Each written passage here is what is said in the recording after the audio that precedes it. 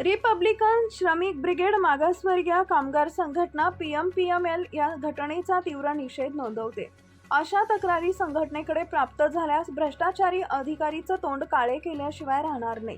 Republican श्रमिक brigade आपल्या स्टाईलनं उग्र आंदोलन करेल असे PMPML युनिट अध्यक्ष नानासाहेब सोनवणे, वरिष्ठ प्रदेश सरचिटणीस संदीपान साबळे, युनिट सचिव राजकुमार सोनवणे यांनी व्यक्त केला। आता आमचे खेडेकर साहेब संचालक म्हणून तिथं बसलेलेच आहेत। त्यांना माझी विनंती आहे की साहेब तुम्ही अजून एका गोष्टीकडे लक्ष दिलं पाहिजे।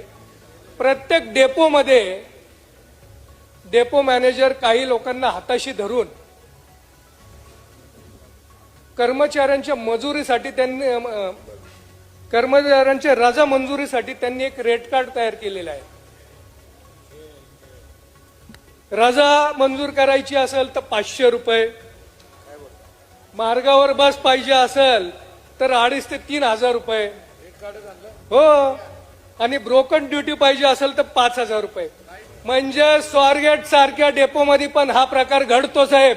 आणि हे आपल्या सर्वांना जर माहीत असून जर आपण याच्यावर कारवाई करणार नसेल तर मात्र मला वाटतंय की दरवर्षी महानगरपालिकेने फक्त तुम्हाला अनुदानापोटी कोट्यवधी रुपये द्यायचे आणि तुम्ही त्यावर काहीच करणार नाही, तर असं एक चालणार नाही। आपल्याकडे एक म्हण आहे साहेब की मुलगा जर कर्तृत्वानं असेल ना तर त्याला कुटुंबाच्या संपत्तीची गरज लागणार नाही, पण जर तो निष्क्रिय असेल तर त्याला तुम्ही कितीही दिलं तरी तो झिरो केल्याशिवाय राहणार नाही। म्हणजे मला असं वाटतंय की जर PMPL ला दरवर्षी महानगरपालिका पैसे देते म्हणून त्यांनी काहीही करावं आणि ते आम्ही खपवून घेईल असं होणार नाही साहेब। आमची विनंती आहे, दोनच विनंती आहे आमच्या की तुम्ही Subscribe now and press the bell icon. Never miss an update.